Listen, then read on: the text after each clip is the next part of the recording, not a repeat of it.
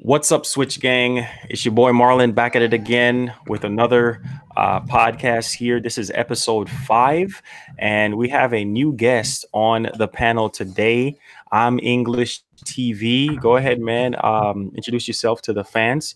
Hey, what's going on, everybody? Yeah, it's been a long time since I've been on the show, but glad I'm back. So yeah, let's get it. All right. And of course, we have yours truly from the last time, and he's been, on the podcast ever since we started. The homie Raw. What's good, Raw? Wait, I don't think he can hear us again. Oh no, I don't know what's happening with his mic again. But anyway, guys, I guess just give him some time to go ahead and fix that. So what's so crazy about this edition that we have going on today is that there's some leak information here. Now, take this with a truckload of salt. They're saying that the PS5 is going to push 8K.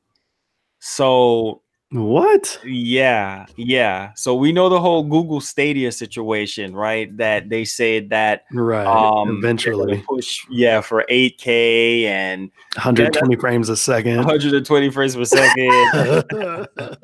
And that is just crazy, because if your internet connection is capped, you could just forget that. If you don't have Google fiber optic, you could just forget that. So basically, the PS5 release date, specs, release date, even the PS4 games, because we heard that is going to be backwards compatible as well. So first and foremost, before we get off into specs, what do you guys feel? Well, let's start off with English first. What do you think about this whole 8K situation? Like, I mean, everybody's trying to push towards 8K. I mean, we just got into 4K, man. And now, what do you think for PS5 pushing 8K?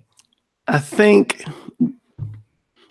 it is. I don't think it's plausible in the way we're thinking about it. I mean, we can't even get true 4K yet. And like, I just don't see it happening. Maybe for like certain, maybe new apps or things that they're going to be, I don't know. Maybe it's something they're going to be involved with, but I don't, as far as gaming, I don't see anybody gaming at 8K, 120 frames a second anytime soon from a console. Yeah, because that is just insane to me. And I'm just like 8K. And it's kind of crazy because right after the whole Google Stadia situation, that's when we start getting information about the PS5, and then that Sony is going to push for 8K, even for the PS4 games. So PS4 games with 8K quality, that's insane. So basically, the rumor is saying that the PS5 could feature a 8-core Zen 2 CPU. Yeah. Yes, definitely. And the Navi GPU and 20 gigabyte of RAM for the games. That is insane. 20 gigabyte of RAM? That's crazy. God, bruh, this is some crazy stuff. And then, of course, for the games with other 4K, what's this? Not a 4K, 4 gigabyte for the operating system. So it's gonna have 20 gigs of RAM and then 4 gigs that's dedicated to the operating system. So I can see that being truthful, like as far as the operating system, because you need at least 4 to 8 gigs to kind of have, the operating system. Yeah, it's got to do a thing. Yeah.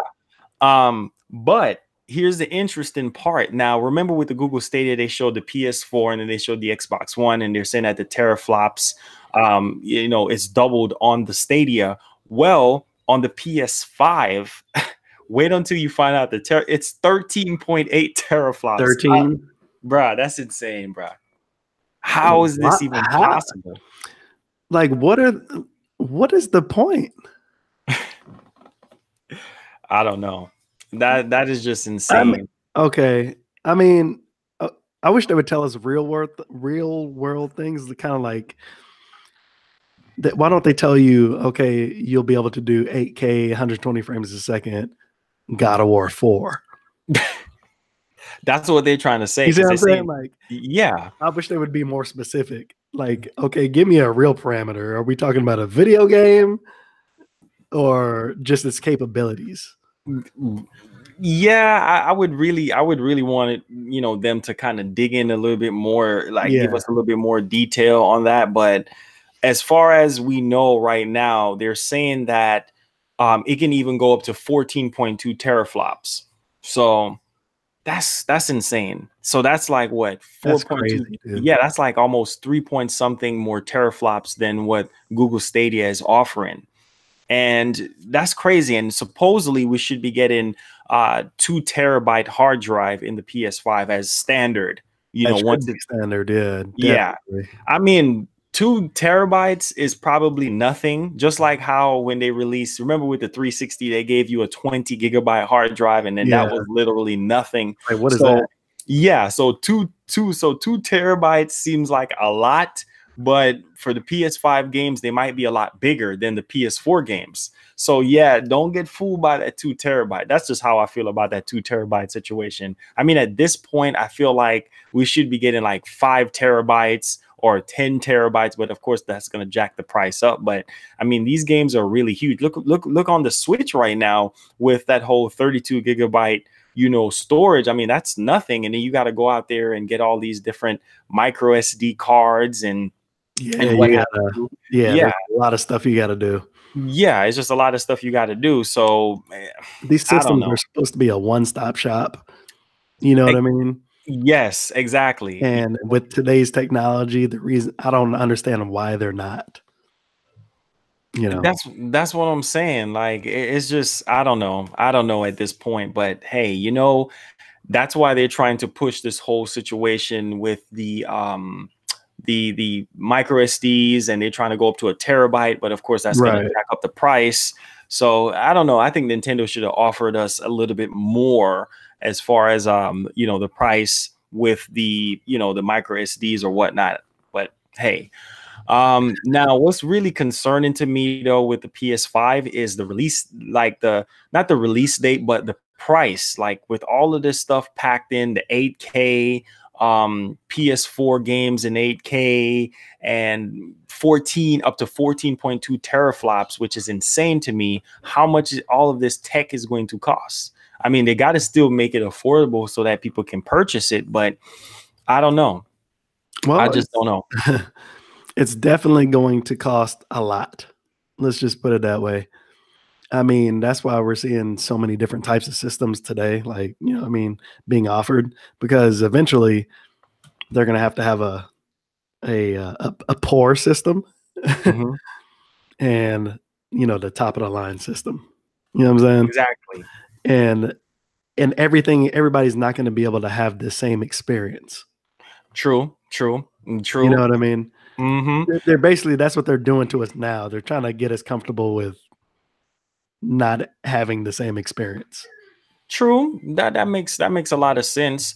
But I'm really excited to see what Sony is going to do because we know that digital is taking over right now. Like, digital distribution, how games Yeah, are it being is. played. Google Stadia is kind of showing us a bit of the future, which is kind of scary for people like me that like to physically collect games and stuff. But yeah, it's going to be interesting whether they revealed it at this year's PlayStation Experience or their new State of Play, which we're going to talk about that as well. Uh, but yeah, I'm definitely hyped for the PS5. And somebody just brought out in the chat that $500 would be a very good price point for the PS5, which I can see it being around 500 to 600 max. I would say about 600 max, but that's a bit overkill, for a system. But we're just gonna have to wait and see on that point. Um, Now let's jump on to this whole direct approach now. So they're trying to copy Nintendo with State of Play. So that's PlayStation's new take on Nintendo's Direct. So they're going to have their own Direct because Microsoft, they have their own Inside Xbox similar to Right. what Nintendo is doing, and then now PlayStation is doing it. I mean, since they backed out of E3, I'm like, okay, what do you guys are going to do to subdue backing out of E3, because you guys still have some games that is coming out this year. Yeah, they And need to get out there. Right. And so you need to get your fans engaged and everything like that. I understand you guys are behind the scenes working on the PS5, but we still need news and information. And so they came up with this whole idea of state of play. And it's basically their take of Nintendo's Direct, which I think is really cool. So basically, what this is going to do is provide PS4 and PS VR updates, so new trailers and everything like that. So it's going to be episodic. So they're going to drop different episodes and it's going to be a live broadcast, which is really cool. Now, what's so interesting is that there's no time frame, like how long it's going to be. I'm pretty sure it might be like maybe an hour max or something like that. But this is really cool for PlayStation fans. What's your take on state of play from PlayStation? I don't find it very original, but I think it's going to serve a good avenue for people who have been complaining, especially in the PSVR community, about updates, you know what I mean? Wanting to hear news, like more frequent news, you know, within that community, as, you know, as far as, you know, how often is that thing going to be updated itself and stuff like that. Because I've heard it, because we were talking earlier, it was probably late last year, about a certain game with Firepoint or something that came out, and I was like, everybody was making a big deal out of it. But there's a lot of the community that are just, they really don't know when the next update's going to be coming for the, you know, for that PSVR specifically. So I think it'll help to give it a dedicated channel, a dedicated avenue, you know what I'm saying, for people to know about it. Yeah, that makes a lot of sense. I'm excited either way it goes, because this is a very good way for PlayStation fans to kind of get engaged and, you know, try to figure out what's going on, because when a new game drops, you know, we need more information on it and stuff like that. And I think this is really huge, especially on the exclusive games. Like, they need to have it to where, like with Days Gone coming so closely out, they need to have, you know, a state of play on that, talking about the story and what fans can expect, DLCs, you know, things of that nature, just like what Nintendo is doing with the Direct. So I'm definitely hyped for it either way the table turns and everything like that. So yeah, I think them doing that approach was really smart, but at the same time, we know that they copied Nintendo with this. Yeah, exactly. That's what I said. It wasn't very original, you know what I'm saying? But I think it's going to serve the community pretty well. Yeah. And then at the same time, I've always said, like, if you're going to copy someone doing something, make it better. Don't just do the same thing, right? Just amplify it. If you're going to do a Direct, make it a lot better than how Nintendo does theirs. And we're just going to have to wait and see how interactive. That's impossible. You can't do it better than Nintendo. What up, y'all? What up? What's going on? Man, honestly, I saw it coming because we know Sony, they always try to be the almighty, right? They feel like they don't have to work with nobody else, right? Xbox is working with Nintendo with the crossplay, with the achievements. Sony is just like, no. You know what they did? They took their ball and went home. They're like, I'm leaving. Bro, we already at 100, almost at 100 million PS4s. So we Cadillacing right now. We don't need to fool with y'all. You know what I'm saying? It's crazy, but that's what happens, man. But it's been a trend though that PlayStation, they always bite off Nintendo. That's no surprise. I mean, look at the Wii stick, and then PlayStation comes out with that. What was it called? The wand thing. The wand. It's, you know, they have a trend of biting off Nintendo, so it's cool. It's cool. I'll take it. I'll embrace it. Yeah. I'm definitely gonna tune in and kind of see, you know, how innovative it is over the Direct, Nintendo's Direct, as well as if they're going to interact with fans, because that's one of the things I feel like everybody was just up in arms about E3 and E3 dying, and because, you know, one of the big threes pulled out. So Sony pulled out, and then now EA pulls out, and then everybody's saying E3 is irrelevant. E3 is not going anywhere. E3 is not going anywhere. It grew last year. So last year was their best year. Yeah, that's what I'm saying. It grew last year. Nintendo killed E3 last year, man. Oh my God, bro. Don't even Don't even mention it. Like, it was insane last year. And so for me right now, I believe that this is Nintendo's opportunity now to rise. Now that PlayStation is like taking a seat, and Microsoft, we're not really too much worried about them because they're pretty much on a thin thread right now, because we don't know if they're going to announce a new Xbox like altogether system, like the next gen Xbox, or is it going to be this rumored diskless Xbox, which it's like, why would you release? I don't know. It's pointless. Like, why would you? This is stupid. Like, really? Like, what do you wake up in the morning and eat for breakfast? Like what's wrong with your brain cells? Like, why would you sit here and come out with another Xbox One, knowing that the Xbox One is already dying as it is? Well, you have to think about this too. You got to remember when these companies like Microsoft and Sony, when they go to AMD or whoever they're shopping for, you know what I'm saying, just shopping around with for their chips, they automatically they get in a contract and they buy so many dies, you know what I'm saying, per, for whatever their contract is. So they have a ton of chips that they can't just sit on. Mm-hmm. They have to get rid of them. So that means they have to offer the community different flavors of the same stuff. Basically, they got to get rid of them chips, man. They already bought them. If they don't sell them, then they're just going to sit there. Man, the point of it is, at Microsoft knows, just like Nintendo knew that the Wii U was a epic fail, and they kind of tuck their tail behind their butt and run off in the corner and be like, no, we need to release the Switch. But it's the same premise with the Xbox One. Microsoft, when they first introduced the Xbox, right, it was an epic fail, right? The whole DRM situation, let's be honest here, and then the whole situation with the Kinect, shoving that down our throats. Yeah. And then it screwed up big time. It screwed them up big time. And so their install base is like over 40 million sold since it came out in 2013, which the Switch is about to kill that number this year because there's so much games coming out for the Switch.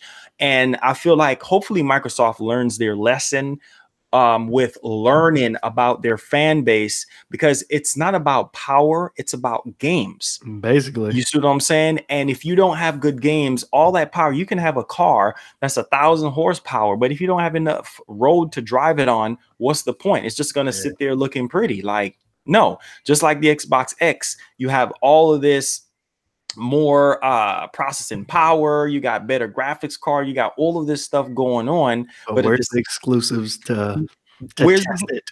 Right, where's the games at? Don't tell me Halo, Gears, Forza, Ori and the Blind Forest, Conquer, and all these other games that Conquer, we haven't gotten a Conquer in a long time, but all these games that we've been playing every 3 years, every 2 years, it's getting boring right now. So I mean, that brings up another conversation that I've seen floating around. Do you think with the whole Xbox Nintendo relationship, I don't know what you want to call it, do you think any of Nintendo first parties would be brought over? I don't think so.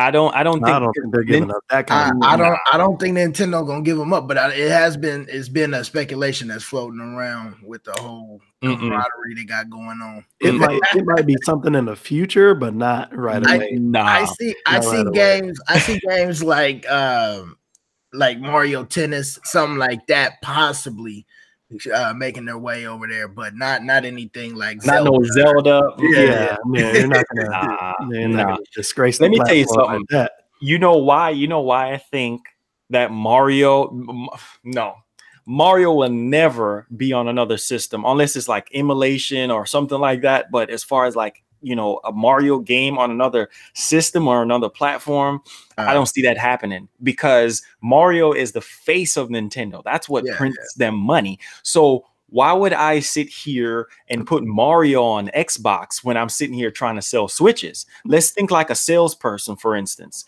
Why would I sit here and put one of my biggest franchises, Mario or Zelda or any other game? Now I understand it's getting more eyeballs on your on your games and everything, which is cool.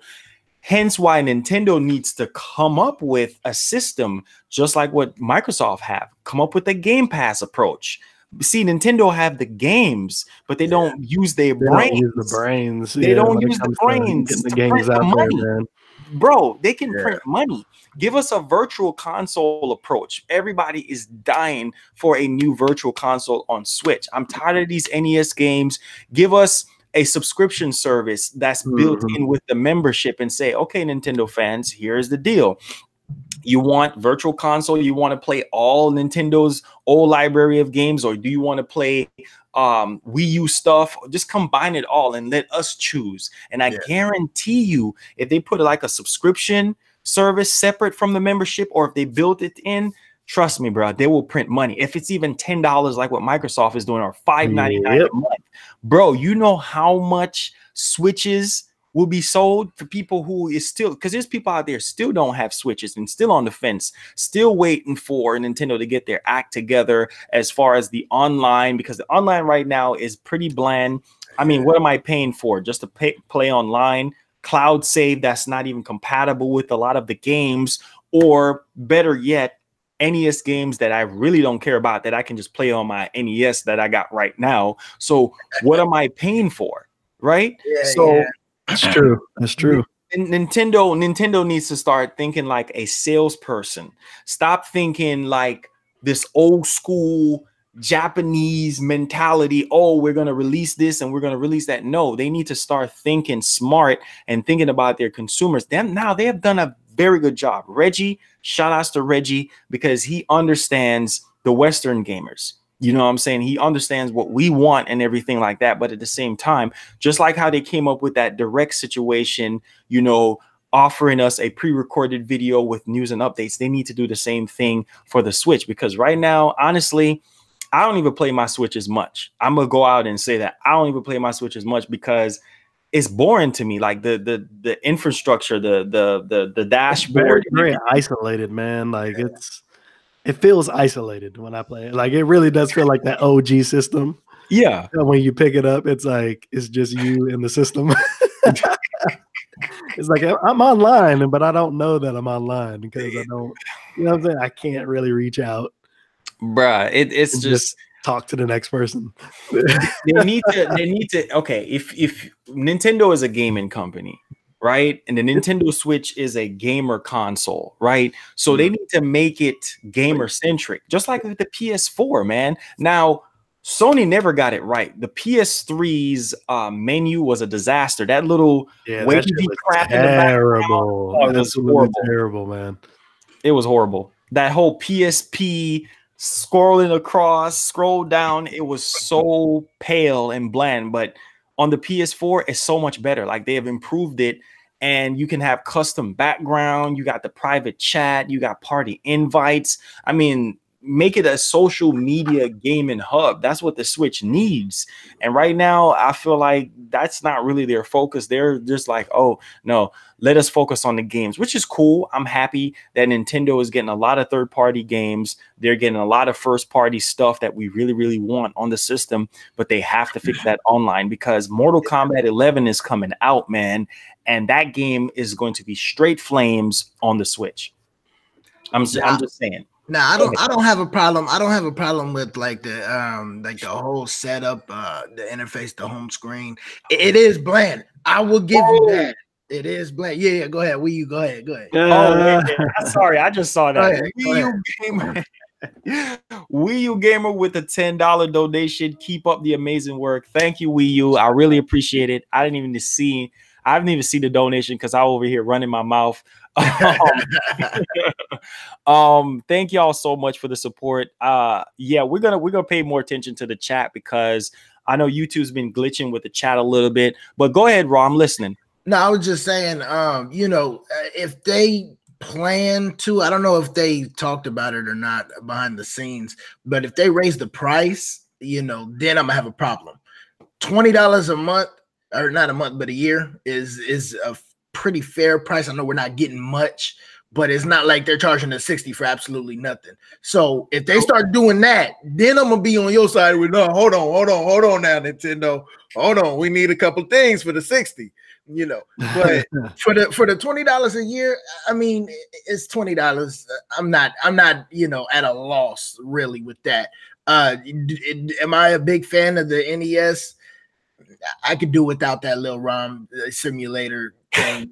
You know, I could do without it. They come out with every 2 games every month or something, and I'm like, and so, like, you know, is it really new? So, you know, and so that there's a couple bugs that the online does need to fix. It is pretty bland and for lack of better words, trash. But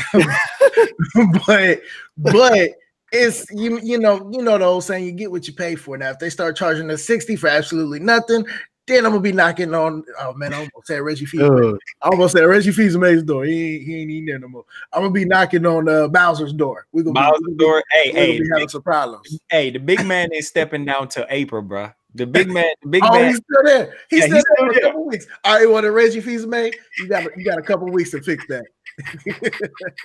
No, but yeah, I feel you though on the gripe with the online. It is pretty trash, but yeah, you know, I shouldn't have to pay for it though. Marlon, I remember bro, it was free before. Like we pretty much paying for the NES. That's what we're paying for. That's all we're paying for. But this is the thing. Cloud save.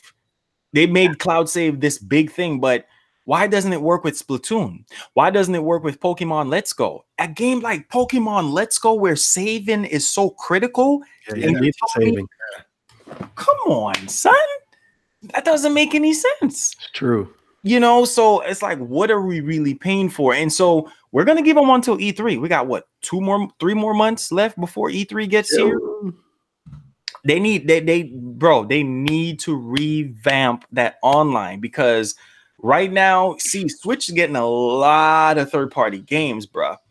A lot of third-party games are starting to come to Switch. Apex Legends might be coming to Switch too. They already Apex Legends, dude. I'm surprised it ain't on there yet. Honestly, tell you the truth.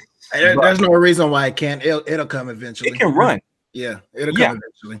It can run, because it's not one of those kind of games that is just kind of like CPU heavy, graphics card heavy. You know what I mean? It can run on the Switch. Just like with Overwatch, when they first talked about Overwatch, when Overwatch first came out, and the developer was like, yo, Overwatch, you know, is gonna come to Switch. You know, first they say it wasn't feasible, then they were like, oh yeah, it can run, and then of course we never saw it. But at the same time, I feel like any game can run on a system. You just got to stop being lazy. Any game could be optimized for any system. Exactly. We're gonna have Stadia too. So I mean, I should be able to. If Stadia is gonna be around, I should be able to. You know what I'm saying? I'm interested. Anything I want on the damn Switch. I'm interested in the success of Stadia. I want to see that. I'm not gonna get it. You know what though? It's funny y'all talk about Google Stadia, because when they hyped this thing up, right? Because I thought it was gonna be a console. They kind of marketed. They marketed it like it was gonna be a console. Yes. Yeah. So I was going into it expecting a console. Now they have all the big names. They got Jade Raymond, which we know that she worked on the original Assassin's Creed, so she's good. We got Amy Hennig, which is responsible for writing Uncharted. So that's somebody good you have under your belt. And then they have a couple other big veterans, like from PlayStation from back in, what's his name again? Tall, bald-headed guy, Phil Harrison. So they got some good people over there. My problem with Google Stadia is that for people with Walmart connections, for people with McDonald's connections, for you got network infrastructure, and it's not all the same, man. No, bro, no. It's not the same. Don't come on stage, talk about your product, Google fiber optic and blah, blah, blah, blah, blah. Not everybody can afford that crap. Yeah. Then you talked about streaming in 8K, 4K. You know how much bandwidth you're going to need to stream in 8K, my brother? At 60 frames per second or 120 frames per second? That's insane numbers. What are you going to view that on? Yeah, because YouTube ain't finna. They're not allowing They that. they can't do that. So what's the point? Can Twitch? I don't know. Can somebody answer that? Can Twitch stream at that high quality? No. Nah. I know YouTube for sure can't even stream in 4K. So what's the point of a 8K, bro? Bro, that's why I was just telling English, bro. We just got comfortable. Exactly, and it's not even like true. Well, yeah, it's not even true 4K. I mean, it's native 4K. It's not true. It's not true. It's not true. It's not true 4K. I'm just like, can we work on that? Yeah, they skipping bases, bro. That's what I'm saying. And then why go 4K in the first place? Should have went to give us 1440p and we'd be good forever. I mean, I would have been more understanding if they would have said something like 5K. But dang, you gonna go from 4 to 8, bro? Nah, the back monitor only go to 5K, right? Right? Talk about 8K. Come on, bro. That's what I'm saying. What are you viewing that on? I know it's not gonna happen. See, my whole thing was Stadia, which I actually absolutely love about Stadia. It's not for me because I'm a physical gamer, or like I love owning physical copies of my games. But the thing that I love about Stadia is the instant access, which I thought when we jump from PS3 to PS4 that we're going to get instant access. Like you just pop a game in and you can instantly play. And then all the updates and everything will be built in, like the update will be running in the background. That's what I think with the PS5 that we're going to get, or the next Nintendo console. Instead of downloading these updates before you start the game, how about you have us launch the game, just boot it up, and then while the game is loading and it starts, the updating is in the programming, right? I think that would be clever. So I think that's what we're going to see with the PS5. I don't think it's going to be just like what we got right now with PS4 with those long install times, which is so stupid. You got to sit there and wait 3, 4, 5 hours just to play the game. Same thing with the Switch. When you pop in the cartridge, you got to wait. Bro, it's absolutely. It should be instant too, bro. It should be instant, especially because it's off cartridge. So exactly, you think just like back in the day, cartridge. Back in the day, bro. That's what made them so expensive too. Remember that? Yeah. Remember Nintendo games used to be like 60, 70, 80 bucks. Bro, I remember those days. Games used to be. They still are. I'm talking about the classics. They still are, man. Go get you that. Go get you that Mario 64. Man, it's like $50 right now. Oh, you already know. Cartridge is expensive, but my whole thing is this: if you're gonna go back to cartridge, which I was hyped that the Switch wasn't using mini DVD like the GameCube was doing. Oh God, I hate that. God, that was terrible, man. Horrible. But the fact of the matter is that Nintendo and Sony and Microsoft can find ways to get you right into the game, bro, instead of this loading crap. Instead of waiting. Bro, that's where Google makes money, and that makes money too. Because you imagine if you're on Twitch, right? Yeah. You're like, what I'm saying? Hey, I got a 10% discount on the game right now. You could play it right now. And they could just click on that little buy button. Yes. And then literally 30 seconds or less later, they're playing the game. Bruh. That's insane. That's instant to me. If I can play a game in like 30 seconds or less, a minute or less than a minute, that's instant. That's crazy. It's crazy. That's what I'm saying. The technology behind the Stadia is insane technology. But my whole thing is this: don't keep the gamer waiting, because people get bored. People's attention span is very short. Yeah. Right. So unless they have a game that they absolutely love, don't okay. For instance, Halo 6 comes out, right? And you're like, oh my God, I can't wait. If it comes out for the next Xbox, you're like, oh my God, I can't wait to pop this in and play it. You don't want to sit there 2 hours installing 100 gigs. 100 gigabytes. Yeah. Bro. No, bro. And especially if your connection is garbage. Yeah. Bro, no, you have what? 25 megabytes down. That's gonna take you 2 days. Yeah, it's gonna be like it's gonna take you a couple days. I remember when I got my Xbox One X, I downloaded Gears 4. Oh, that was crazy, wasn't it? It took me about a whole day to state and know you're download in that on one that. game. Same thing happened to me. Same thing happened to me with that Gears 4, man. Yeah, I'm thinking I'm like hyped to play it. yeah. I'm like, I what? don't get to play until Thursday, bro. What's going on? Yeah, I was like, why is it taking so long? I'm thinking it was everything. I'm trying to do a master reset on the Xbox, everything, man, trying to figure something out.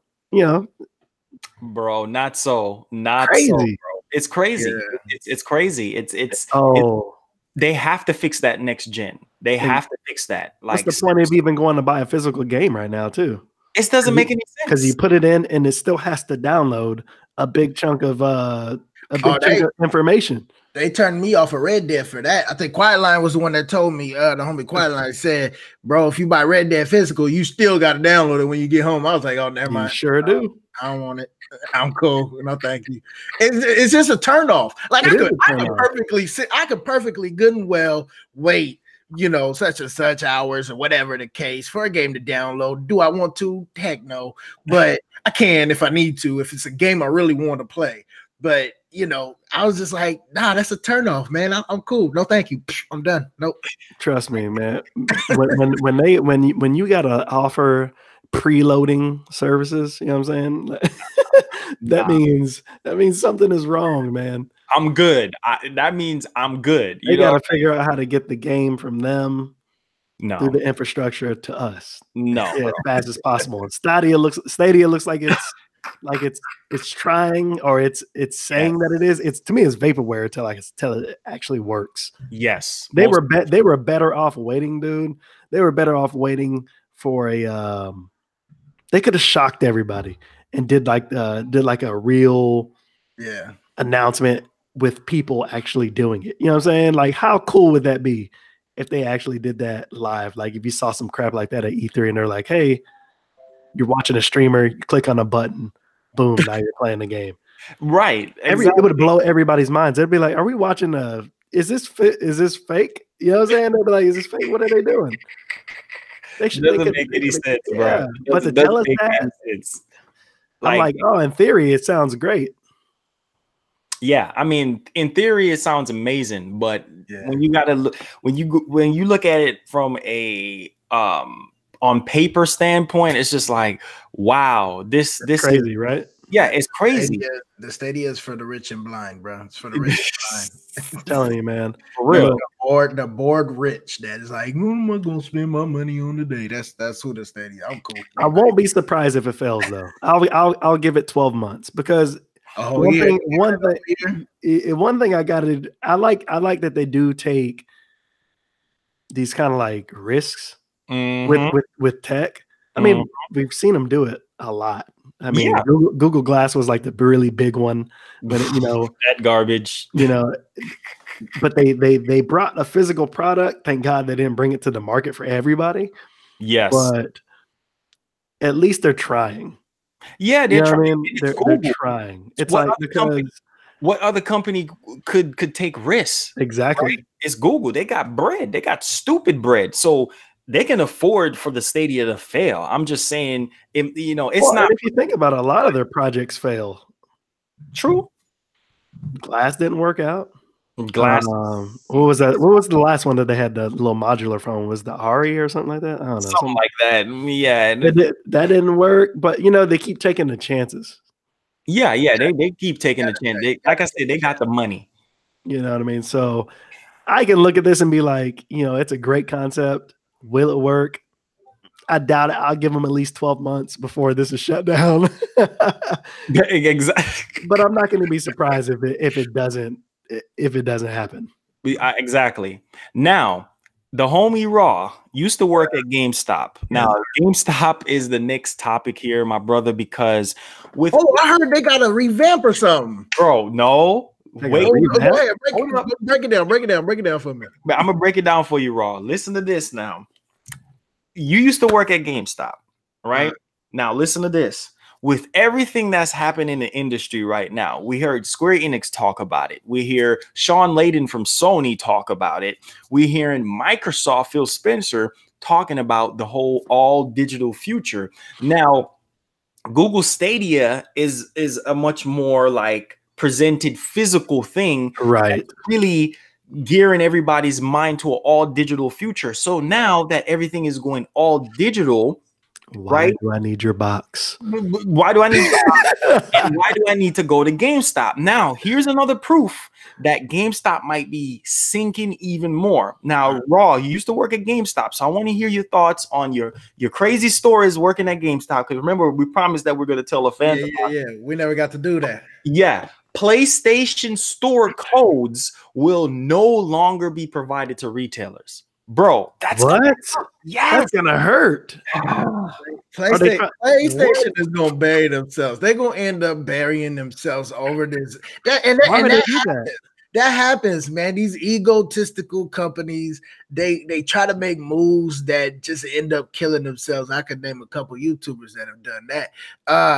But it's why? Why would you do that? Why? I thought the game was to get it. I thought the game plan was to get it out to everyone. Because also everybody, like I get that they're trying to, you could get your debit card and right there in the home screen, but you eliminate the possibility of birthday gifts, Christmas gifts. Give them that you eliminate the possibility of everybody stepping into a Walmart.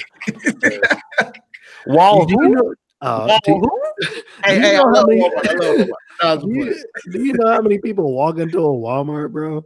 Bro, a lot. Especially on a Black Friday when they're trying to get games, cheap games, and game codes. And I don't know about everybody else, but like I shop at Walmart, like grocery shop at Walmart. Me too. I shop there. Yeah, and when I go, I always swing by the game section. Always.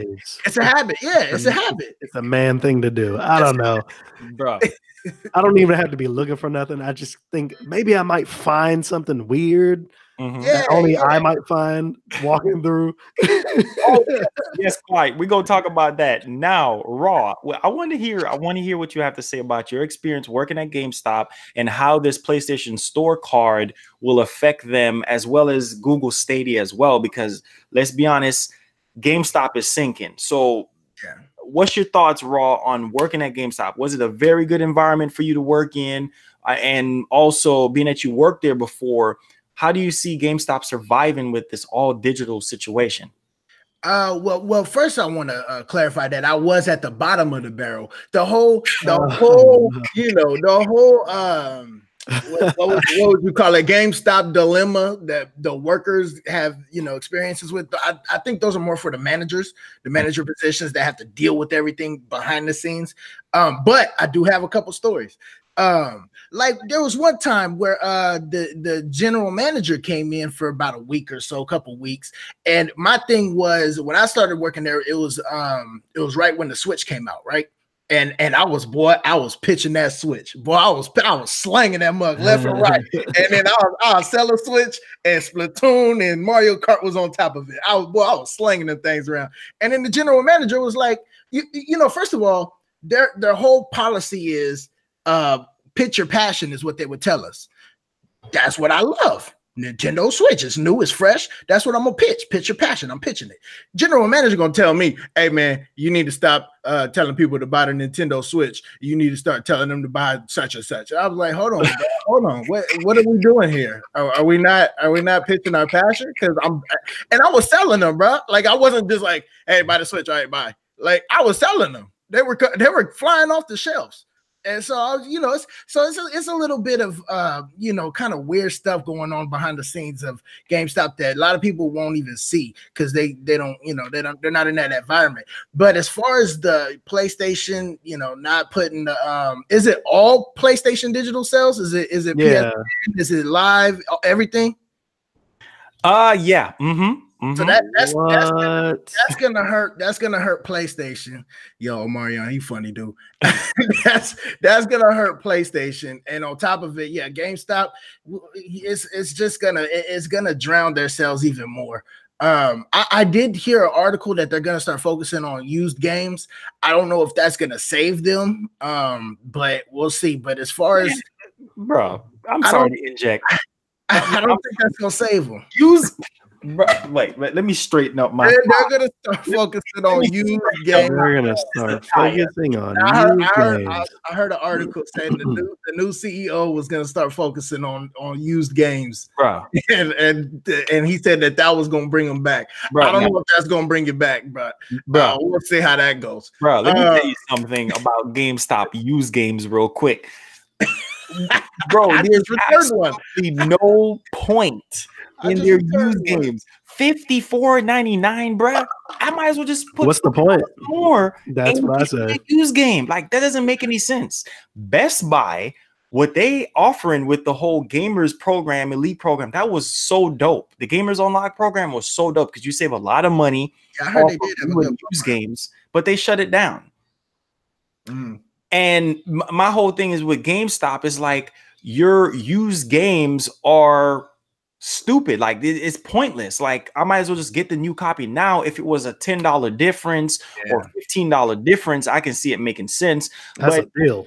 Exactly. But over the years, people have been brainwashed into paying $54.99 for a used game. Now I could tell you they do that because of the hopes that you would, and it doesn't make sense because you get like $3 off, but the hopes that you would become a pro member and the elite member that they had before, they don't have it anymore. But yeah, you got like $3 or $5 off. So it wasn't like that was another thing they wanted us to pitch. Like every sale we had to pitch that, and it's like, why? Because I'm only getting, first of all, somebody doesn't shop there that much. Say they just come in and they just wanted that new such and such game, and that's the last time they came in since 2 months ago. If the pro membership isn't for them, it's not. So why pitch it to them? A mom buying her son, the new Pokemon game. I'm not gonna pitch the pro membership to her. She don't care. She don't want to buy it. The game. That's it. It's just little things going on at GameStop that I don't think the CEO, like CC Game said, clueless. He's clueless. He is. Used games. See, Red Crimson, I have a point. Best Buy Gamers program was better, but it failed. Now, here's why it failed: because they realized they were losing too much money. Yep. Because they were they could make more. They wasn't making no money because remember, when they ask you pull up your number and everything, and you scan that discount, it knocks it down to $47.99, bro, for a brand new $60 game. That's a steal. I enrolled in it like less than a year ago, so my membership is not running out till 2021. So I am good, you know what I'm saying, to continue to save money off of it. But that was a very good program that they had, but it was just poorly executed, and they should have made it to where I don't know who was running their marketing, who was running their profits. But I mean, if you're gonna come over to a program like that, at least make it to where you can make a little bit of money and the consumer can save some money at the same time. But the point of the matter is none of GameStop memberships were even worth the money. Like seriously, none of the pro memberships, the elite membership, none of them. As soon as you walk in the door, bro, it was disgusting. Hi, welcome to GameStop. Hi, sir. You want to pre-order the next Call of Duty? No, I don't want to pre-order the next Call of Duty. Can you let me move around? It's like, can you move around the store a little bit before you start asking me? It was they start baiting you too. Oh, hey, that was a position. I had to do that a couple times. Actually, it was for Black Friday. It was the Black Friday weekend. They were like, "Hey, stand at the door and hand out these magazines, bruh. You gonna make me bug everybody?" They literally had me go through the line. Have you ever been to GameStop when it was busy? And they got that worker that goes through the line and tries to see what everybody wants, so that by the time they get to the front. If like let's say you go in and you want that new Call of Duty and they don't have it, so you don't waste your time standing in a long line and get to the front and they be like, oh hey, sorry, we ran out. So that was why that's why that position exists, and I've done that a couple times, and it's so annoying. It's so hey, can I bug you? What are you doing here? What do you want today? All right, get out of line. It's silent genocide, man. I'm telling you, bro. It's silent genocide because there's no need. Besides me liking to have a physical copy of my game as well, bro, there's really no need to go there. There's no need to go there, bro. It's a waste of time. You're not saving anything. No anxiety anymore. I don't have to worry about not getting a copy of something. You remember the days where you had to wait? Pre-orders meant something. Like I need to have my pre. You know how good it felt to walk to the front and be like, "Here's my name, my phone number," and they hand you your bag, and there's somebody sad, right? Like two spots away from you because they didn't get the game because they ran out of copies. Yeah, the thrill of the chase. It used to be a thrill, right? It did. You can't lie, man. It was amazing being able to walk into GameStop, electronic boutique. You know what I'm saying? That was the thing. Yeah, bro. It was amazing back in the day, but you know, it's played out now. It doesn't matter anymore. It doesn't matter anymore. You know, it's unlimited digital copies, people. My thing is I've been a physical copy before the Switch. I was always more towards physical. But nowadays the only physical I'm getting, Marlon, you know I'm a huge Pokemon fan, is the Pokemon. Other than that, I could care less about the physicality of games. Like the homie said, there's an endless amount of digitals. Like, and what makes it better is the pre-purchase. God, I love the pre-purchase. Boy, I buy it a week before it come out, and dude, it drops and boop, I'm there. Boy, I'm in.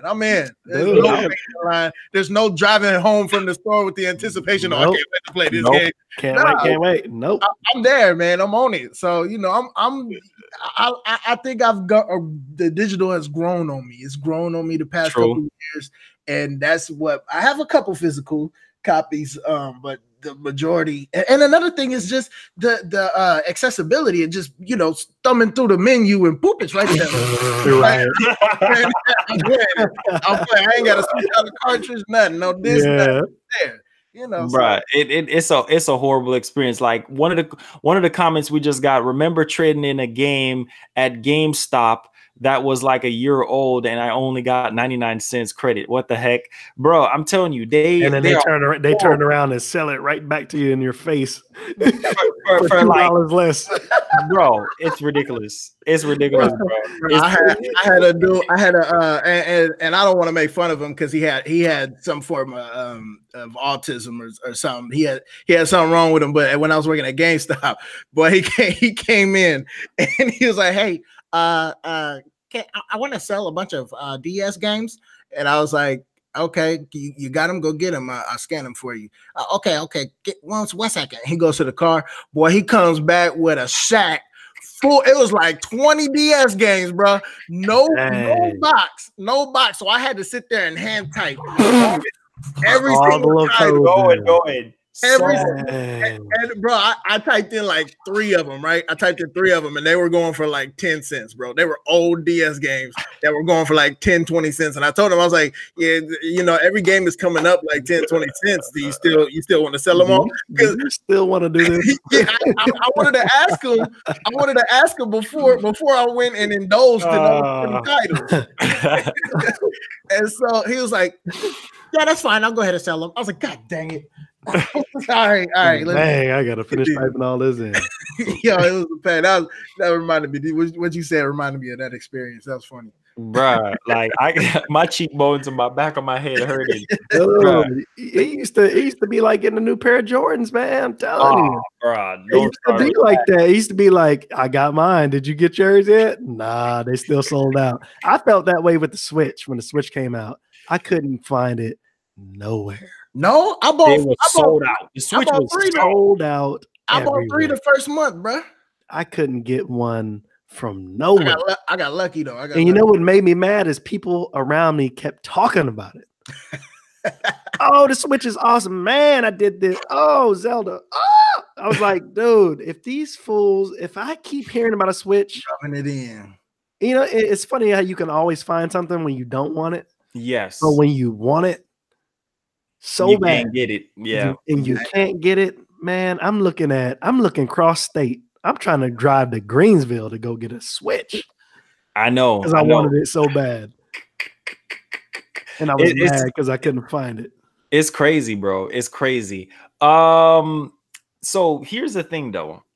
Persona, I don't know how many of you guys are huge Persona fans, but Persona 5R just got announced for the PlayStation 4, right? And so basically a lot of people are like, okay, what's up with the Switch? And I feel like with the next Smash update or something like that, I do believe that they're going to give us a direct or something like that next month to tie in with Joker and everything like that. So there's a new protagonist for Persona 5 and we don't really know right now anything about her, but they're saying that she should be playable in Smash. I think there was a data mine that was tied in with this. I believe in February, some guy was able to data mine the game, and he found a code name called Jack, which is referenced into Joker.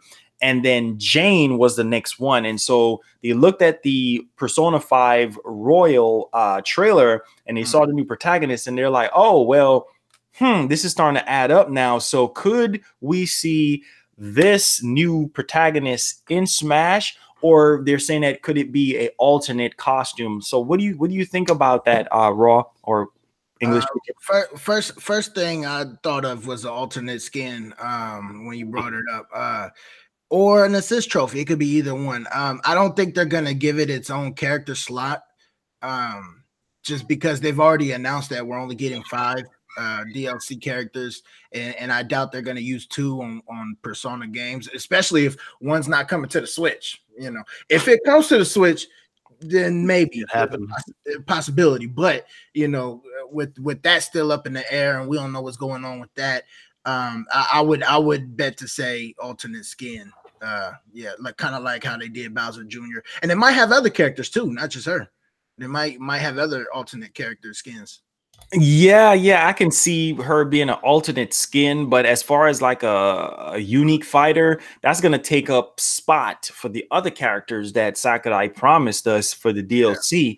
Now we're also hearing that there's supposed to be 15 or 14 well they said Piranha Plant took up one of the slots, so 14 more DLC fighters, which I think is just insane. 14? I think 14 more, because it was data mined. They data mined the game and found out some dummy slots that was in the game, and they're saying 14 more. Dude, that's a lot more fighters. If that is true, hey, we talked about this last podcast. I'm telling you, I bet you anything this is going to be the last Super Smash Brothers, which I'm okay with. They're going to take this, the formula they got, the game they got, and they're just going to add on to it. There's no, at this point, there's no point in making another Smash game. There isn't.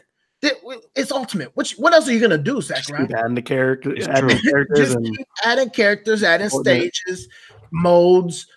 Heck, you could take some away and give us more. Like, they could do that. They could say, hey, we're going to swipe that from the hardware, the software, and we're gonna give you this. Yeah, they could give and take. Yeah, they could. Yeah, so I bet you anything. I will bet my channel on it.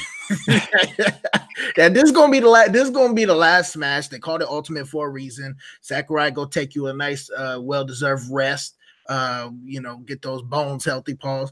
Yes. They just gonna keep giving us. I think that's what they're gonna do, is just keep feeding into this game, and I mean, updates. That's really all that needs to happen, because a lot of people have been disrespectful to Sakurai, have been disrespectful to Nintendo, disrespectful to Reggie. I mean, it's just crazy because people want a certain character in the game, and it doesn't work that way. This man worked his fingers to the bone. He did not have to give us 80 characters or close to that. He didn't have to give us that to start with. You know what I'm saying? And the fact that, he cares about us so much that he risked his health time and time again. With Smash 4, he did the same thing. He almost lost his arms developing Smash 4. He was sick. And then now he's hooked up to an IV drip, for Christ's sake, and people still not satisfied. So, at the end of the day, where I sit with this whole thing, I have to roll with what you said. Like, Ultimate needs to be the final Smash. I think they have a very good system here. The engine that they built, the modified engine of Smash 4 with all the characters, all the DLC that we can ever want is already here. It's coming. We know Sakurai is cooking up something. We know we might see some major surprises, but the end all be all thing, if it is 14 more to go, cool. If it's not, if it's just what they promised us with this DLC Fighter Pass, I'm happy either way it goes, because at the end of the day, what more can you do? What more can you give us other than what we already have already? But Sakurai did state that, yes, there's going to be another Smash game, and it's going to have less characters than Ultimate, which makes sense because I mean, it's just like with Marvel versus Capcom. Remember Marvel vs. Capcom 2, right? It was like what 79 or 79 or 80 characters, right? And then they came out with Marvel vs. Capcom 3, and it was less characters. So I think that's the trend that they're gonna do with Smash, but obviously Ultimate should be the last one. Now, this direct that is anticipated for next month with Joker being tied in there, I do believe that we're going to get a direct because they have to explain, you know, Joker's gameplay style. They have to explain the stage. They have to explain the music. They also have to explain the big 3.0 update because I think this is one of the biggest, you know, updates that Smash is going to get for the online, for the balancing of the game, character modifications as well. Like they might want to, you know, kind of nerf a couple characters here and there, kind of up the quality on some of them and things like that. So I think it's going to be huge for next month because we should be getting more information on this Persona 5 R game on the 24th. So I do believe we're going to get a Switch announcement. Like Persona is definitely coming to the Switch. I have a strong gut feeling about it because it would just make perfect sense if you're going to put Joker from Persona on Switch. I mean, come on now. You might as well just put Persona on Switch, right? Give us like a collection or something, like a remaster, like 1, 2, and 3 or something like that. Or give us 5 or something like that. But we've been hearing rumors of a Persona 5S version that's coming to the Switch, and it's going to have all of DLCs and things like that that's included. So mark my words, I do believe that at the next direct that we get next month, they're going to announce it. If they don't announce it there, then they might announce it at E3. That's just where I'm at with the whole Smash Direct and you know, Joker and things like that. But this new protagonist, I'm really excited for that as well. Yeah, I don't think we're gonna get any more Smash Directs. I do believe that there is a direct coming, and Smash will be talked about. I kind of think that because the whole Smash Direct was based off of what they did with Pokemon Directs. And I think we're past the point of, I think the Smash Directs are mainly for when the game's coming out. And then once the game's out, I mean, do they really have enough to talk about to cover a whole direct, you know, to put in a whole direct? That with the whole 3.0, it is possible that they have enough to talk about with a whole direct, but I doubt it. I don't know. There's a couple of things they could talk about, but with Nintendo, they like the whole stuff, you know, close to the chest. They keep it tight. Yeah. So hey, you see my football? It's right in my chest, bro. We'll see. It is possible. I'm not saying it's not possible. I don't think it's coming, but it is possible. With the whole Persona coming to Switch thing, though. Now remember, it was a big discussion back when Cloud came to Smash. They were like, "Wait, we ain't got no, you know, where's Cloud at? Where's that Final Fantasy?" The same thing. So, you know, and guess what? We got Final Fantasy 7. So, you know, it took a little time, but we got it. You know, so I do believe we're gonna get some form of Persona. Might not be Persona 5 exactly what people were thinking, you know, couple months ago. But we are gonna get maybe Persona 6, whatever Persona such and such they want to throw at us. They're gonna give it to us. And mind you, Persona was on the 3DS, so it's not like it's a stranger to Nintendo console. So I think it's coming. I think Persona's coming. You think it's coming? Okay. Now, here's what I want to inject. This is kind of crazy now. So I like to throw games that is like really popular out there. So what is called Sekiro or however you pronounce it, that ninja game. Yeah. Yo, anybody pick that joint up yet? Nope, I'm not doing it. He said, I said that in my last video. I said I'm not gonna do it. You don't want that kind of stress, bro. I'm telling you. If you don't grind out Dark Souls games, on a regular, and if Dark Souls is not your thing, or if you don't know if it's your thing, it's probably not. It's going to cause you a lot of stress. It's one of those titles. It's going to cause you a lot of stress.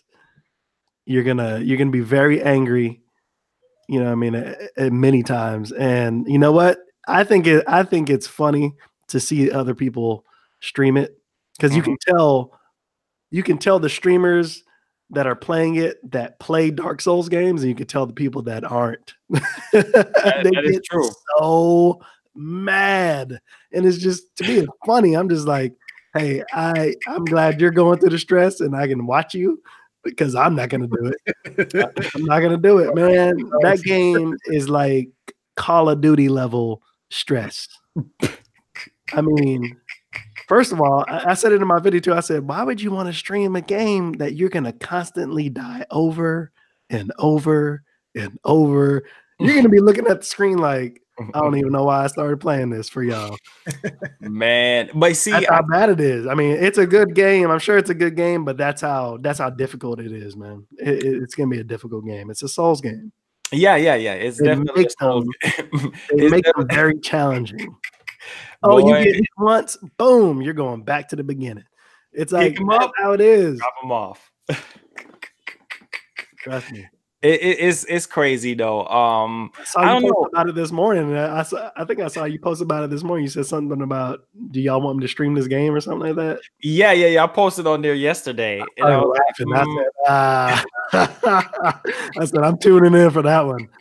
Oh, you bet your bottom. I'm gonna get it tomorrow just for the fun of it, and I'm definitely gonna play it now. Before we forget, Cuphead on Switch. Oh, what's your thoughts on that, man? That was nobody saw that coming.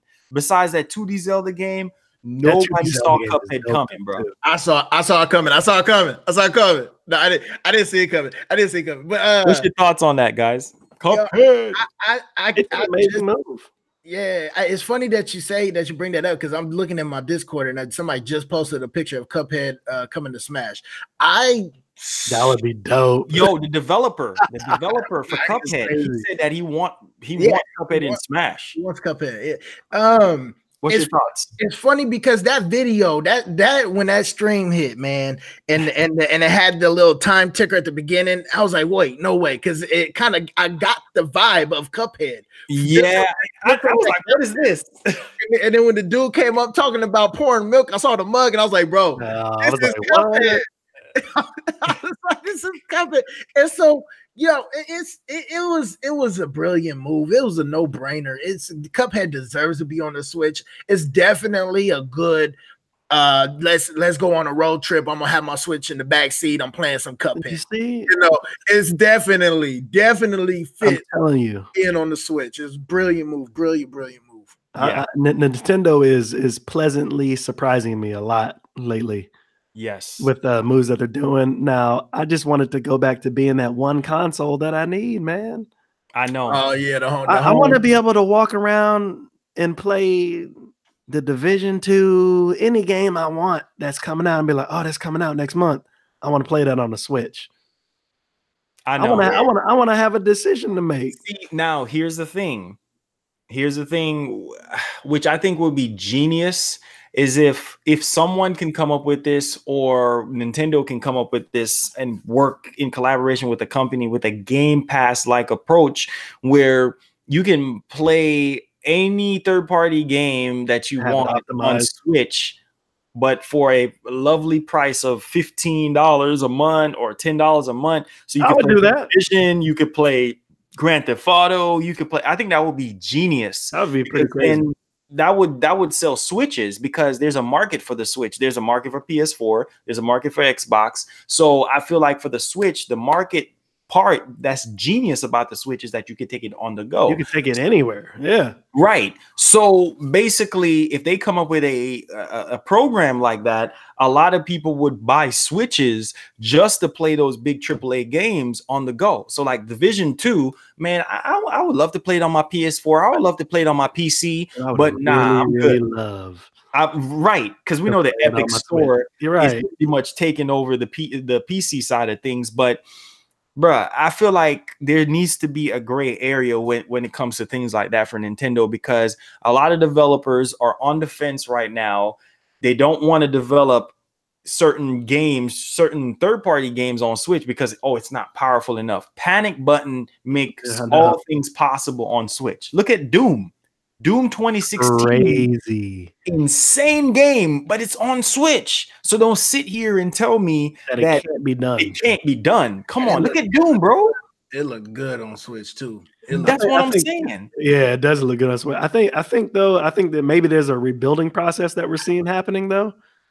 Because you remember Nintendo I think they kind of alienated themselves from a lot of developers, which in turn made the developers say, you know what, we're just not going to deal with you at all. That is true. And now it's starting to come back. And I like to see that it's coming back because, again, it used to be a race between all these companies, and it used to be one box could do it better than the other box or the other box. And then now it's kind of like Sony and Microsoft are like doing that, and Nintendo's just kind of over here like la la la. You know what I mean? Oh, we're gonna make something real cool, and it works out for them, and I'm happy for them. But now it's like, can you come back to being the only solution that I need? True. If I want it to be that solution. True. Oh, that's all. Can you give me a chance to say I want to play that AAA title on your system? True. And that's where I'm at with the whole thing. Like the Switch can just dominate the industry. Like honestly, yeah. I mean, honestly, we know Reggie came out. This was before the Switch came out, right? And this was an interview with IGN at E3 2 years ago, to be exact. And he was like, this was around the time when the Xbox X was getting ready to come out, and they asked him a question about power and will the Switch be as powerful as PS4 and Xbox One? And that's why I respect Reggie. And he came out and he said, hey man, here at Nintendo, we're all about the games. We're not about power. So while other companies are focusing on power, we're focusing on games. And I respect Reggie for saying that, because it's all about games. But as technology increases, you need power. You need a balance. You know what I'm saying? And so Nintendo games or their systems per se is never always powerful. They always have enough power and efficiency. Elegant. Yeah, they're elegant enough to get the games running, like at least for their first party games. That's why their first party games look so good and they're well polished and crisp. Look at Super Mario Odyssey. Yeah, because man, Odyssey looks so good. There's no way you could say, oh, the Switch has no power. It might not be a 1X, but it looks good. Because they get us into that mindset of thinking that more power somehow equals better games, when it doesn't work that way. You know what I'm saying? So it's like one of those things, like when the Switch was coming out, remember they were rumored, oh, it's going to be more powerful than the PlayStation and Xbox. I was like, why do they need a more powerful system to run Mario? Yeah, Nintendo. No. Why do I need an Xbox One X power, 4K power to play Mario? When have I ever needed that? Never. And the point of the matter is, like, for instance, thank you, Johnny, for bringing this up. Panic Button should do a Resident Evil 2 remake port. I mean, since Capcom is not going to do it, then Panic Button. See, you have to have a game-changing gray area developer, and it's Panic Button. They're the go-to people to port games on systems, and they did a very good job with Wolfenstein 2. They did a very good job with Doom. So the possibilities are endless to have games on Switch. It's just finding the right people to do it and the marketing and the budget for it. You see what I'm saying? But at the end of the day, like I said before, the race is not for the swift, but for those who can endure it. Right now, Microsoft is running out of steam. Remember, last year, Phil Spencer went up on stage, wasted our time. He basically did. Bro, I was upset with Microsoft last year. I mean, it was pretty bad. You wasting time, man. You on stage talking about xCloud and all these developers, BS, man. All this BS and power and this, bro. No, where games? Where is the games? Where is the games? Nintendo went up. Nintendo dropped that direct during E3, bro. They were killing it. That direct was fire. Flames. It was fire. Flames. And so why can't you do the same thing? So don't give me this power crap. Oh, 4K, you can stream. Man, that 4K stuff is for the birds. What about the game? What am I gonna play? And it better not be Halo. It better not be Forza, Gears 5. Yeah.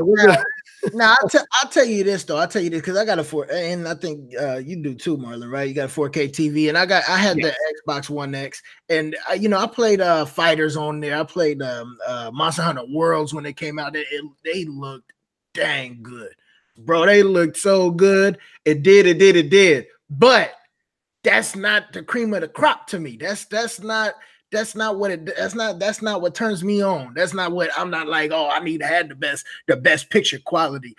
Odyssey does me just as good of justice. It does. It does.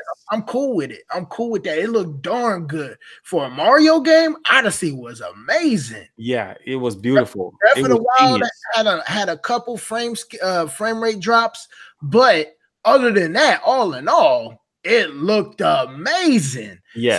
So, power, and I'll give you that the Switch could use a little bit more power, only to get some of these third-party games over. Yep. That's it. I agree. Only to get some of these third-party games over. Maybe if they were to come out with a new console, they need to hit up AMD, man. Yeah, they're gonna do it. I do believe that Nintendo is going to do it. There's so much rumors, there's so much inside sources that's indicating that we're gonna get a Switch Pro. A Switch Pro, a Switch Pro makes sense because remember, they said that the Switch life cycle is 7 to 10 years, right? So they have time to drop a Switch Pro. Now, as we get to PS5, as we get to the next Xbox, we're going to see games like Grand Theft Auto 5. We're going to see Bloodborne 2. We're going to see all these sequel to a bunch of Last of Us 2. We're going to get spoiled all over again, right? Yeah. And so we're going to look at our Switches like, man, I wish I could play this game. I wish I could play Grand Theft Auto 6 on my Switch. But at the same time, Nintendo knows that, and they care about third-party games on their system because one of the things that really sink the Wii U, let's be honest, right? They only had first-party stuff going on in the beginning, right? And there were so many droughts because there were third-party stuff, but not enough. Now with the Switch, they fill that hole with indie games. I mean, almost every single day is a new indie game. Yeah, there's bro, it's retarded on how many indie games we're getting. And then not on top of that, you're hearing about this game being ported to Switch, this coming to Switch. So it's so much stuff to play on the Switch now to the point where there's no droughts. All we're really waiting on is the AAA stuff like Metroid Prime 4, which we know that's being scrapped and it's being developed from scratch. The new Pokemon game, Pokemon Sword and Shield. We're just waiting on the heavy hitters, the heavyweight, what I'm saying, first party stuff. But other than that, we just need a little bit more power. That's all the Switch needs. And we're not talking about Xbox One X status. We're not talking about, oh, you got to power the mess out of this thing. Just a little. We're just talking a little. Just a little. Just enough for them to port over these third-party games and really bring true life to the Switch. That's all we need. That's all we need at this point. That's it. And then it's game over, And Carlos Garcia in the main chat said a powerful docked Nintendo Switch. I think that if they were to make a Switch Pro a little bit more power, it needs to be a home console. We have the handheld Switch. We don't need another one. True. We don't need another one. Give us that home console. That base, that'd be pretty dope. We have the handheld. I don't need another dock and all that. If you want the extra power, go ahead and dock your system. Hook your controllers up and shit. Just go at it. You know what I'm saying? But I think that's possible.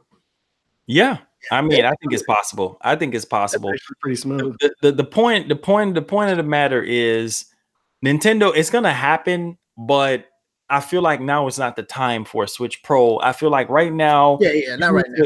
Yeah, you're gonna confuse your install base of a little bit over 20 million. Sorry.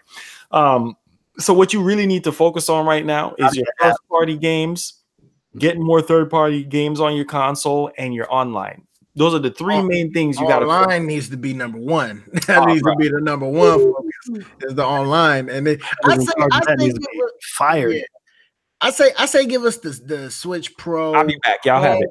Okay.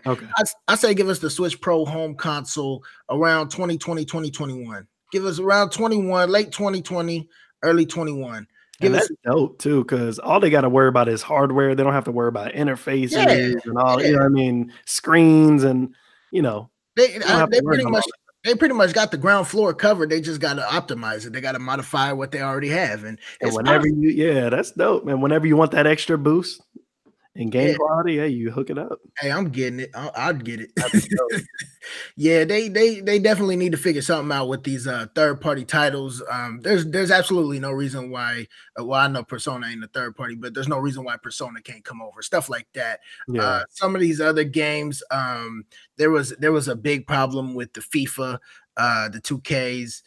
Wrestling I didn't buy it, but I heard it was glitched out like crazy. The WWE, there was problems with 2K, the NBA.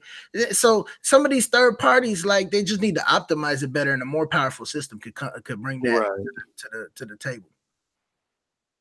I believe that. Yeah. As far as the online goes, man, they definitely need to overhaul that. Period. They better not jack the price up until they give us something that we are comfortable paying for. True. I say even give us another 7-day trial. Hey, we done made these changes. Here you go. Here's another week. You want it? Go ahead and continue with the subscription. Yeah. But don't jack up the price and give us nothing for it. Oh God, I'd be so disappointed with Nintendo Online.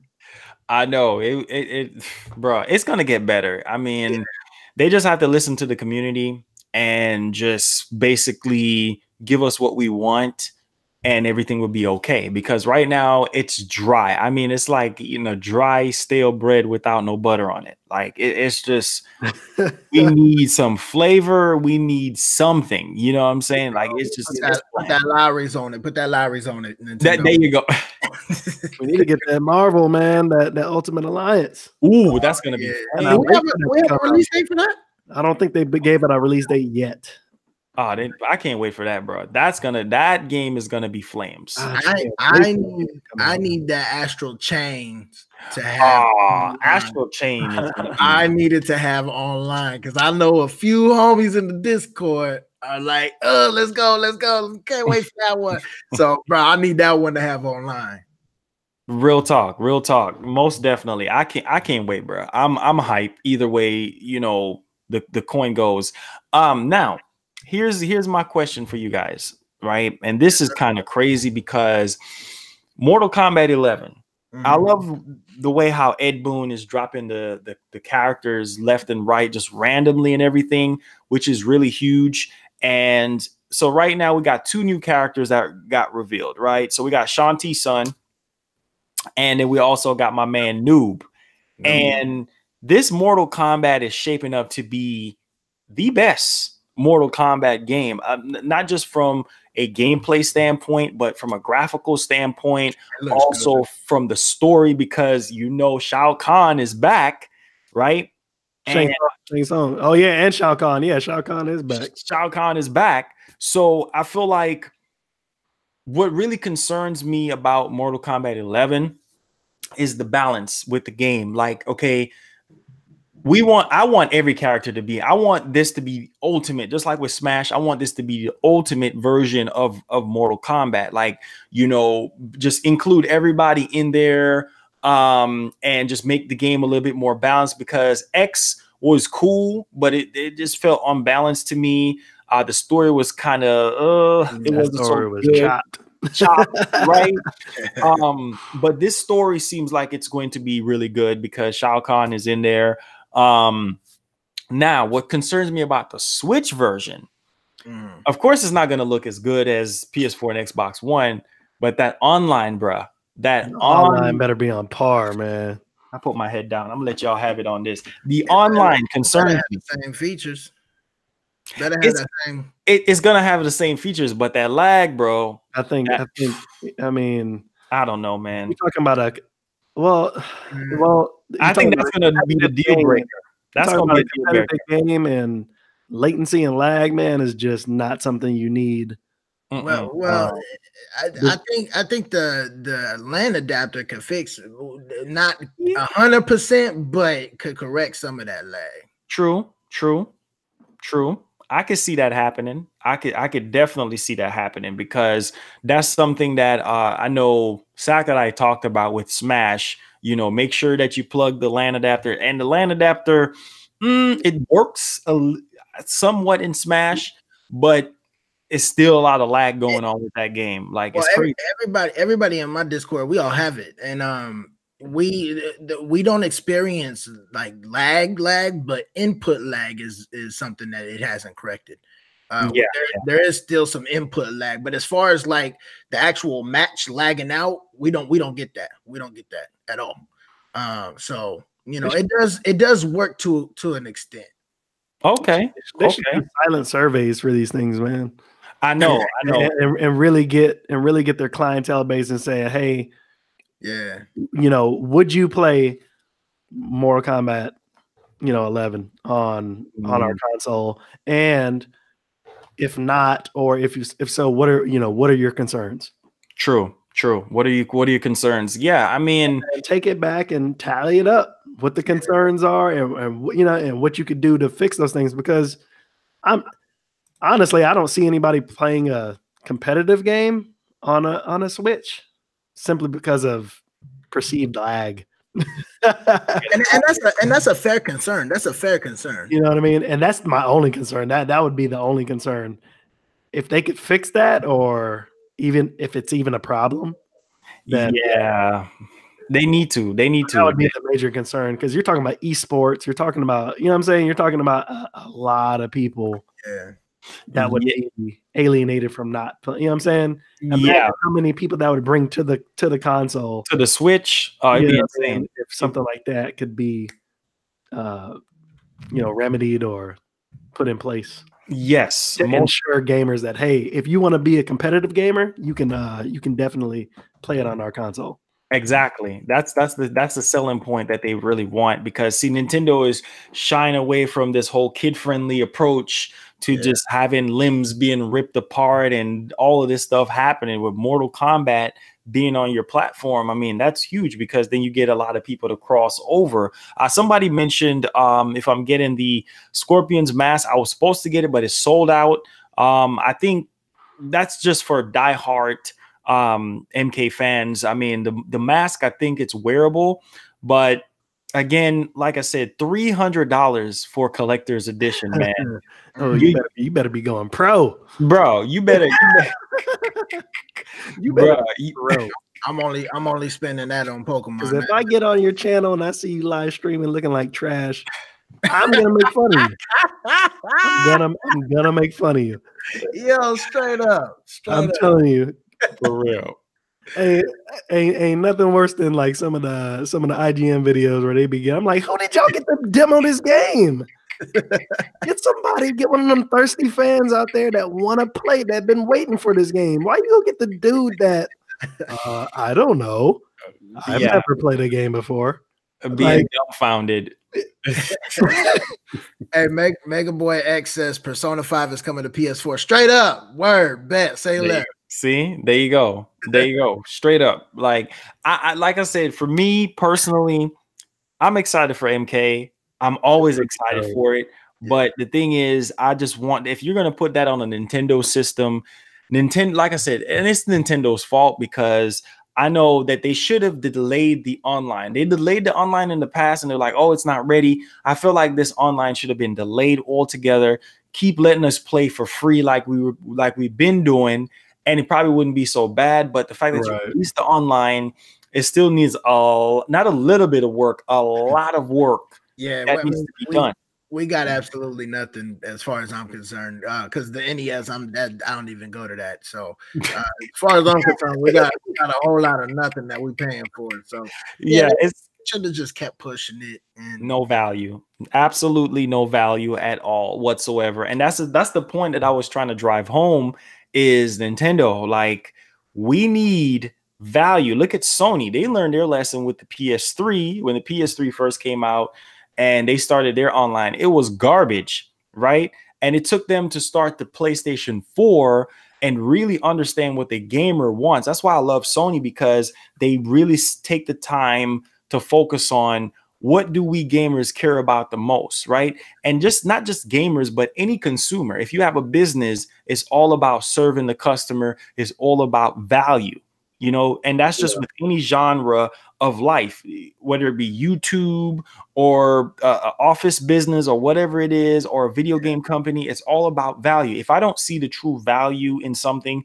I'm not going to waste my money and I'm not going to waste my time. So with the PlayStation Plus membership, that thing is worth it because you get so much value into it. You get cloud save, you get auto cloud save. So basically, you can save all your games up in the cloud, and you can, if you sell your PS4, you can go back in the cloud, get those save files that you had from years ago, and replay the game all over again. You get all these AAA games, right, that came out a year or two ago for free, and you can download it as long as you have the membership. So it's just, and then the same thing with Xbox Live. When it first came out on the original Xbox, and it wasn't so great. 360, it was the best. And then Xbox One, they just kind of built up on that premise. So it's just, Nintendo need to look at the competition. I'm not saying copying what the competition is doing, but look at the competition and just kind of build from that and say, okay, well, I see what they're doing. How can we make it valuable?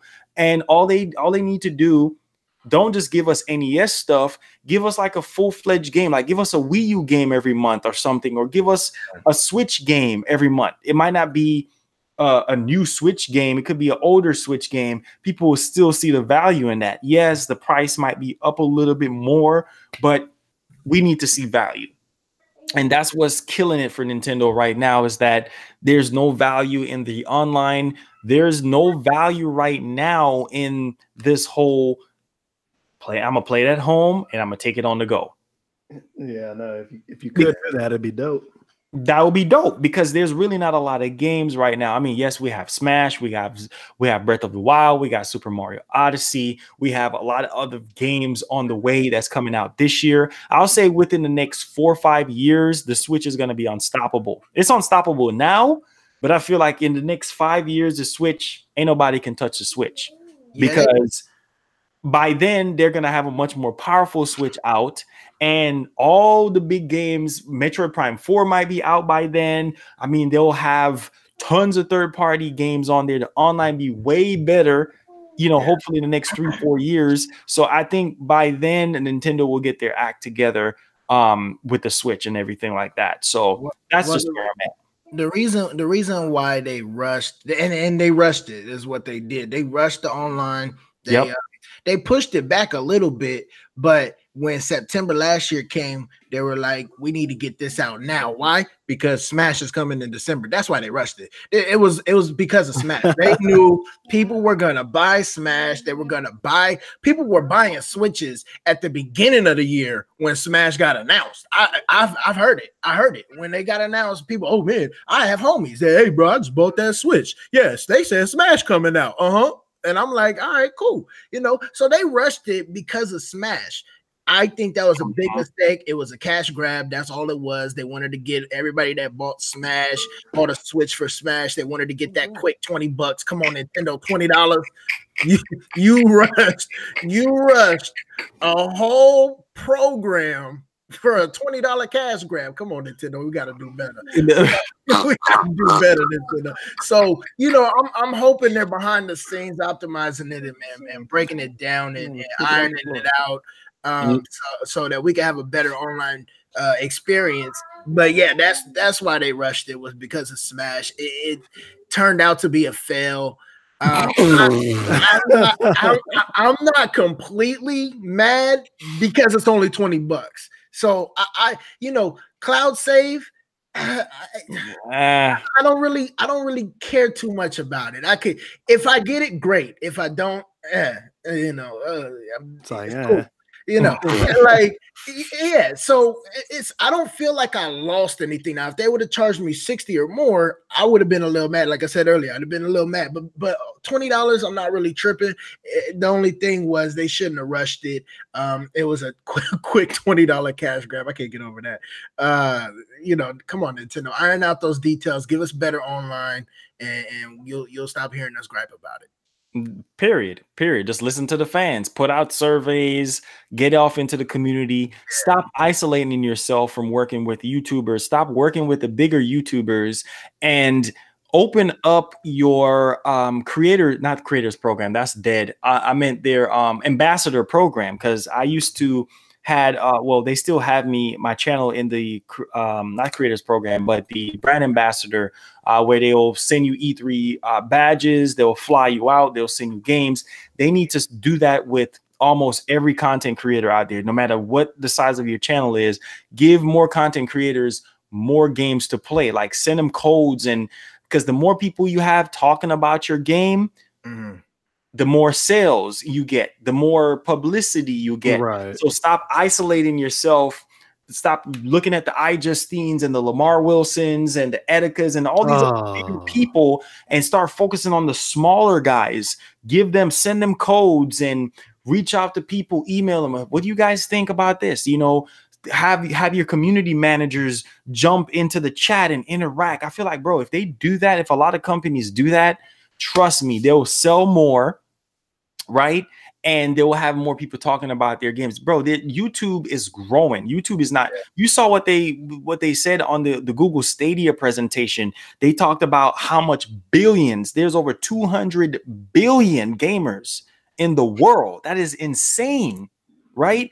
I mean, they bring in all sports to high school varsity, teams and stuff. Yeah, and they're all on YouTube platform. Billions of minutes watch on YouTube. So think about this. If somehow everybody, because I know not everybody makes content on YouTube, but think about this. If you can get all the content creators access to your games, bro, do you know how much eyeballs that is going? It's going to reach billions of eyeballs, and that's going to increase revenue for you. Yeah. Another thing is that, and no disrespect to the bigger YouTubers, but I feel like a lot of them just ride waves, and they just tell you what they think Nintendo wants to hear. It's the up and coming ones that are gonna give you the real talk and the real, this is what you need to do. Like you said, that's where they need to focus, is on the up and coming. And I'm not just saying that because I'm up and coming, but it is true. We're gonna give you the real. We're not gonna, like, bro, when that Pokemon Direct dropped, and I'm a huge Pokemon fan, but dog, it made me sick how a lot of these the bigger YouTubers, bro, there was one, I don't really want to say his name, but oh god, he was coming out with a video. I was in his Discord, and he was coming out with a video like every hour, literally. And he even posted in his Discord, "Oh, I know people are complaining that I'm making too many videos." You are. Stop it. You're gonna kill the game. You're gonna kill the game, bro. Like, and so it's they ride waves, the big ones with like 500K subscribers. They ride waves, and they just tell you what Nintendo thinks they want to hear. It's the younger dudes. When I say younger, I mean the up and coming. It's the younger YouTube channels that are gonna give you the real. They're gonna give you the real. Yeah, they're gonna give you the truth. And a lot of people need to stop doing this.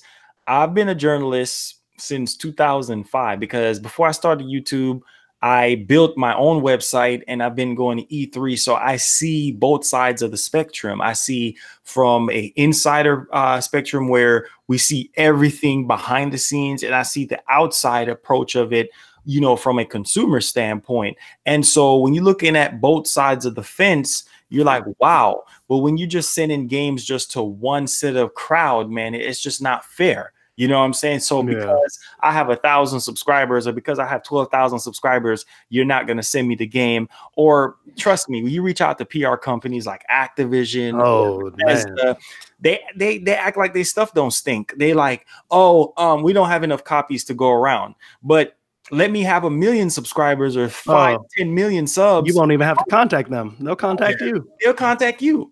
And it's a shame. You know what I'm saying? It's a shame, and and that's been going on for years. It's all about the numbers. If you're not consistently, uploading, they look at that as well. They're like, oh, okay, he uploaded yesterday, and then 5 days later he's uploading. Nah, this guy's a joke. He's not serious. You know what I mean, about what he's doing. We need somebody that's going to be consistent, and we also need somebody who is going to sugarcoat and tell lies. You see what I'm saying? Because they'll send you a game, and then they will tell you in the NDA, oh, sign this. Make sure you don't break the embargo. And another thing, don't talk about this part of the game. And better yet, don't bash our game. Like it's just crazy, man. It's crazy. It's like you can't say anything negative about it. No, you can't say negative, or else we won't send you another copy. Basically, that's what they do. Basically, it's sad. The industry is definitely coming to an end. English, I know you say you're gonna leave, so yeah, I gotta head out, but appreciate being on the panel today. And yes, yeah, man. Stay gaming next Saturday, man. Tune in next Saturday. This been a great podcast. I really enjoyed it. We actually went over, but hey, you know what? Talking about video games, man, is no filter, man. Yeah, man. It was a great podcast. Yeah, I really enjoyed myself. Shout outs to everybody who came through and supported. This is episode 5. So we'll be doing this next Saturday. So really appreciate you guys. Raw, as usual, man. Thank you so much for coming through. The Pokey player, now he's a Pokemon guy now. The Pokey champ, the Raw Pokey champ. The Raw Pokey champ.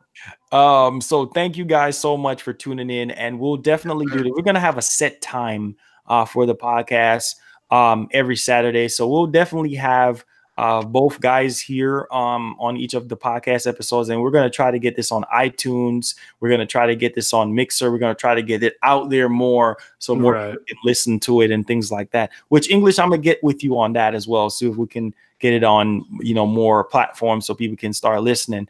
So that wraps it up. Post something so I can follow your channel, bro. Oh shoot, let me